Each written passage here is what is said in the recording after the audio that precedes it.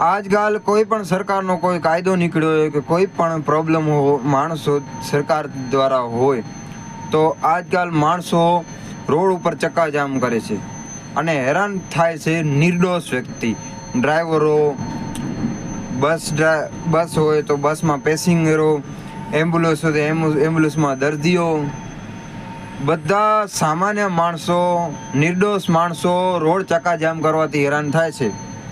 એમાં કોઈ નેતા હેરાન નથી થતો. તમને જો તકલીફ હોય તો તમે રોડ જામ કરો છો તો આ પબ્લિકને વધારે હેરાન કરતી થાય છે. જો તમને હેરાન કરે છે એને હેરાન કરવું જોઈએ. તમે મામલતદારમાં જાઓ, પોલીસ સ્ટેશને જાઓ, કોર્ટમાં જાઓ, દિલ્હીની જે મેન જગ્યા છે જ્યાં PM નરેન્દ્રભાઈ મોદી છે ત્યાં જાઓ, ત્યાં જઈને અરજી કરાય, ત્યાં હેરાન કરો. પણ સામાન્ય માણસોને હેરાન કરવું આ કેટલા અંશે યોગ્ય છે? નિર્દોષ માણસને હેરાન કરવું એ કેટલા અંશે યોગ્ય છે?